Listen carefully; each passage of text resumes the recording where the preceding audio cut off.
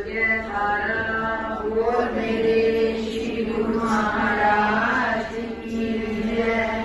बोलो श्री परमहंस दयाल महाराज की जय। श्री नंदी निवासी भगवान की जय।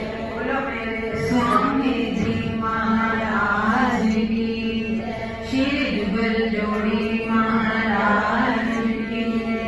बोलो साचे दरबार की जय। श्री नंदी निवासी भगवान की जय। बोलो श्री स्वामी जी महाराज की जय। श्री जुगल जोड़ी महाराज की जय।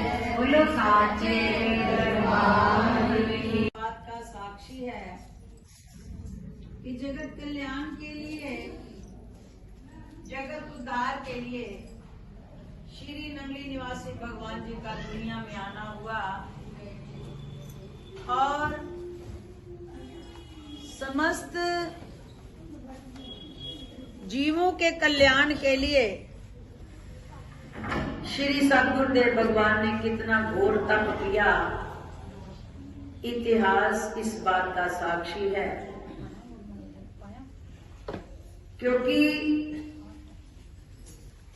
जब जब भी दुनिया में पाप बढ़ा तो भगवान धरा पर आए रूप बदलकर। त्रेता में राम अवतार बनकर, द्वापर में कृष्ण अवतार और कलयुग में वही राम और कृष्ण संत के रूप में जगत कल्याण के लिए आए। जब जब जीव का अंतर आत्मा से, रूह से, उस परम आत्मा से प्रेम होता है, तब तब ये पर्दा हटता है। मान लो हमने कोई कपड़ा ही सिलना, अपना फटा हुआ ही सिलना है, अपने हाथ में किताब रखी है, हम अपने बारे में कुछ पढ़ना चाहते हैं, तो आंख हमारी है और हमारी मदद नहीं कर पा रही। आंख किसी अंग से जुड़ी हुई है शरीर से और हमारी होकर हमारे काम नहीं आ रही। कारण कि इसके ऊपर भी मोती बिंद आ गया, एक पर्दा आ गया। तो क्या करते हैं फिर हम इस पर्दे को हटाने के लिए? जो इस आंख का स्पेशलिस्ट डॉक्टर है उससे मिलते हैं। वो इसको सुन करता है, अर्थात इसे चाहे उसे चुभन देनी पड़े, इंजेक्शन लगाना पड़े, दवाई लगानी पड़े, तो वो भी उसका पर्दा हटाकर इसे साफ करता है। हम अपने हाथों नहीं कर पाते ये पर्दा साफ। जो इसका डॉक्टर है उसके पास जाते हैं, उसके अनुसार चलते हैं, उसके कहे अनुसार कहना मानते हैं, उसके कहे अनुसार दवाई का बार बार इस्तेमाल करते हैं, तब जाकर हमारी आंख का पर्दा हटता है। शरीर का अंग हमारा और इलाज हो रहा है इसके डॉक्टर से, और पर्दा हटा रहा है इसका डॉक्टर। विचारो, यही हमारे जीवन की स्थिति है। हमारे जीवन के, हमारे मन पर, हमारी बुद्धि पर माया का जब, और कहीं क्रोध का, और कहीं काम वासनाओं का, जिसको आद युगाद से, जब से धरती बनी, प्रभु ने तब से इन विकारों को क्या कहा कि ये जीव के दुश्मन है। आज नहीं कहा, जब से सृष्टि की रचना हुई तभी से इन विकारों को उस परम पिता परमात्मा ने जीव का सबसे बड़ा घातक, सबसे बड़ा दुश्मन कहा। क्योंकि ये नाना प्रकार से, द्वेष भी नाना प्रकार की होती है। कभी हम किसी की सुंदरता को देखकर द्वेष करते हैं, कभी हम किसी का ओहदा देखकर द्वेष करते हैं, कभी हम किसी की दौलत देखकर द्वेष करते हैं, और कभी हम किसी का आपसी प्यार देखकर द्वेष करते हैं। क्रोध भी नाना प्रकार से, अहंकार भी नाना प्रकार का है। कितने ही रूप धारण करता है एक विकार, गिनती नहीं। तो ये सारे विकार दुश्मन किसके हैं? ये जीव आत्मा के विपरीत खड़े होते हैं। कौन जीवात्मा? जो परमपिता परमात्मा की अंश है। और वो परमात्मा ने जीव को तद्रूप बनाने के लिए, अपना रूप बनाने के लिए अपना ही लिया। तो हमें जैसे पर्दे के पीछे क्या है, ये तभी ज्ञात होता है जब पर्दा पीछे में से हट जाता है। और जब पर्दा हटता है तो भीतर क्या है, स्वयं सामने आ जाता है। ठीक इसी तरह से हम जितने भी जीव इस कालयुग में जन्म लेकर आए हैं, हम सबके मन पर, बुद्धि पर, हमारे ख्यालों पर माया का पर्दा है। कौन सी माया? जो हम इस जगत में देख रहे हैं, चाहे वो दौलत है तो भी एक माया का रूप है, चाहे हमारे शरीर के संबंध और रिश्ते हैं, ये भी एक प्रभु की माया है। क्योंकि अगर ये माया ना हो, सदा स्थिर रहने वाला ये संबंध हो, तो कभी बिछोड़ा ही ना हो। ये प्रभु की एक माया है। और अंतर इतना है कि इस माया को हम माया नहीं समझ पा रहे, कारण कि हम लोगों के मन पर, बुद्धि पर एक पर्दा आया हुआ है। और ये पर्दा केवल हटता है तो गुरु की कृपा से। जो आज कर्म करके भ्रमित हो रही है अहंकार में, कभी लोभ में, कभी ईर्ष्या में, कभी क्रोध में, तो भ्रमित हुई आत्मा जब शरीर के वस्त्र को बदल लेगी, लेकिन उसके अंदर जो कर्म हो रहे हैं उसका भुगतान भुगतने के लिए वो से वही आना पड़ेगा। मन भी वही होगा, बुद्धि भी वही होगी और आत्मा भी वही होगी। इसीलिए प्रेमियों, जगत कल्याण के लिए भगवान को, अपनी रूह को, अपनी जीवों को, अपनी अंश को, अपनी संतान को जागरूक करने के लिए बार बार धरा पर आना पड़ा। कभी कोई रूप बदलकर, कभी कोई रूप बदलकर। त्रेता में तो राम बनकर आए, द्वापर में कृष्ण बनकर आए, और कलयुग में वही प्रभु संत रूप में आकर के अपने संसार का, अपने जीवों का कल्याण करने के लिए नाना ढंग से उन्हें चरणों से जोड़ते हैं। ये साज है, ये कीर्तन है, ये गाना है, या ढोल की छैना है, ये क्या है? विचारो, यही तक हमारी मंजिल नहीं है। ये टॉफियां, चॉकलेट जैसे बच्चे को स्कूल में भेजना होता है ना, बच्चे को इस मात्र लोक की रचना नहीं कर रहा। जब देह शरीर छूटकर जाता है, आत्मा ऊपर के लोक में जाती है, ऊपर के लोक में जाकर भी वो किन कर्मों का उसके सामने लिस्ट आती है। उन कर्मों के अनुसार जीव इस आत्मा को कितने वर्ष कुछ, कितने वर्ष कुछ, कितने वर्ष कुछ भटकना पड़ता है, भोगना पड़ता है। फिर जब उसके तमाम खाते खत्म होते हैं, फिर परमात्मा उस आत्मा को किसी योनि में भेजता है।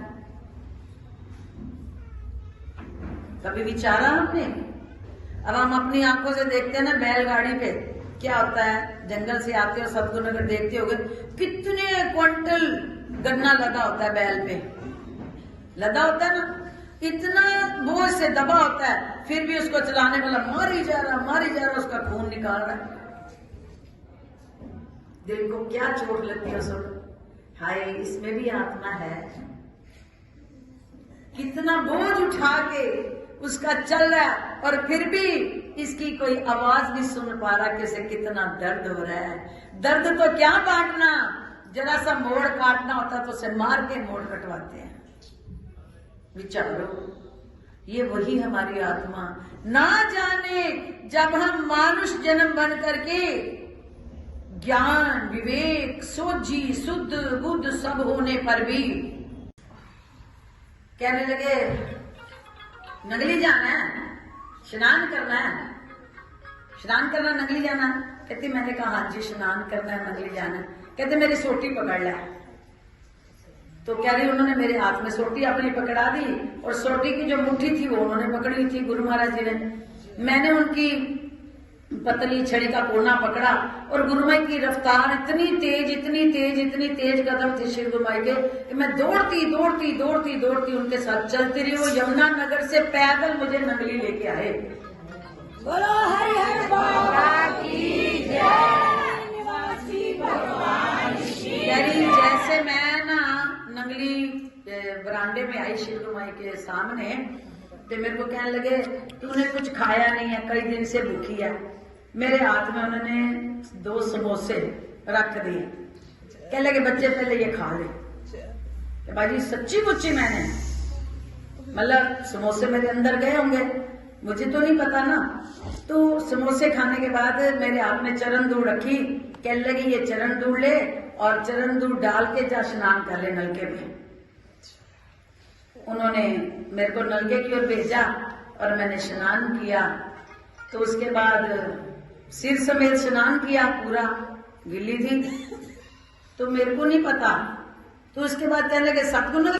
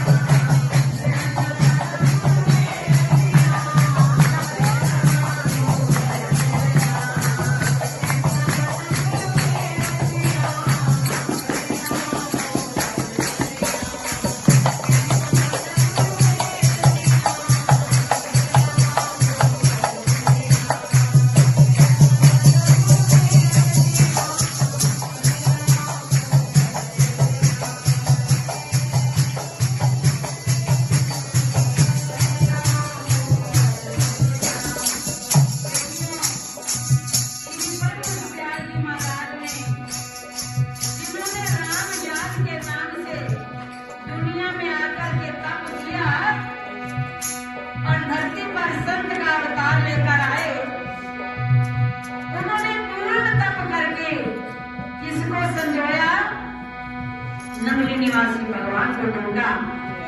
तेरी पहुंचे और क्या कहने लगे जब मिले श्री गुरु महाराज जी से तो कहने लगे मेरा दुनिया में आना सिर्फ तेरे लिए था।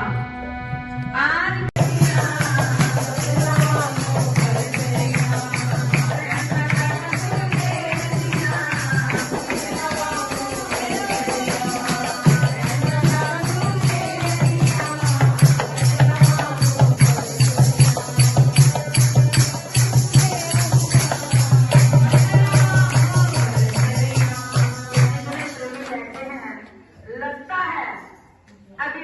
आगमन की जो इलाही खुशी है हृदय में आई नहीं है, क्योंकि जन्म जन्मों के हमारे मेरे कर्मों को तोड़ने के लिए अगर कोई ठेका ले लेता है उस वक्त हमारी क्या हालत होती है खुशियों से।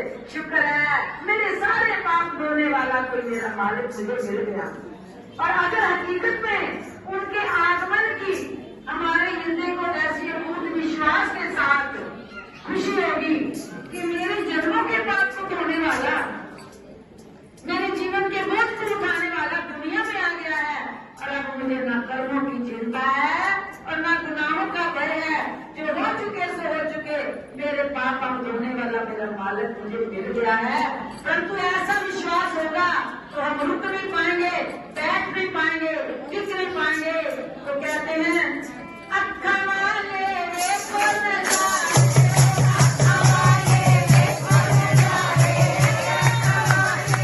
धरती पर पैर भी टिकरा दादा गुरुदेव खुशियां नाचे नाचे कर रहे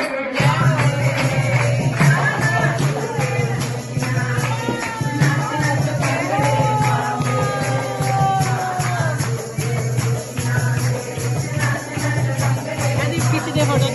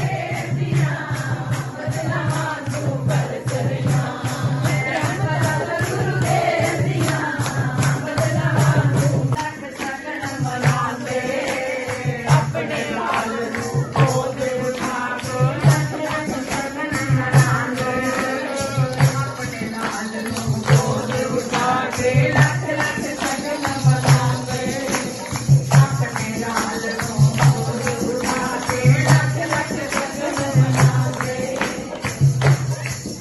ओ जग दे वाली धरती ते आए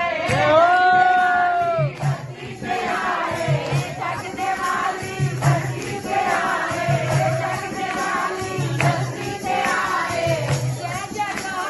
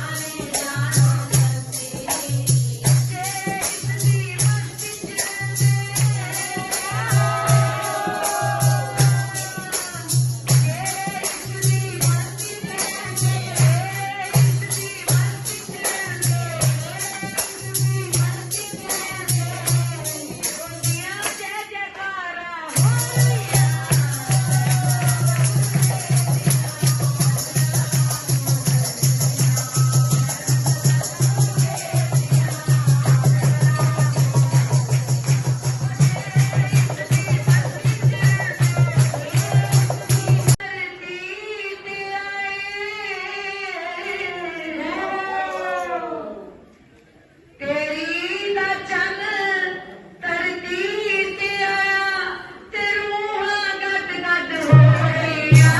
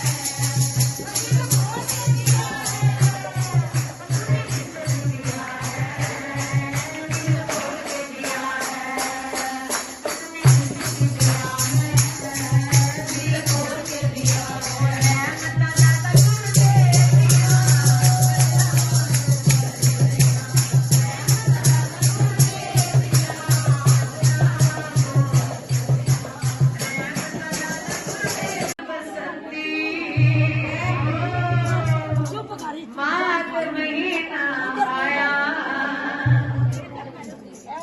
नंगली वाले का जन्मदिन आया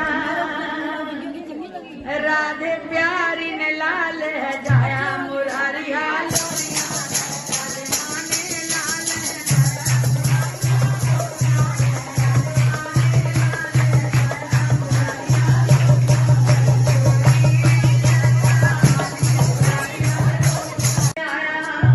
वेला देन स्वामी जी महाराज मुरारी हाल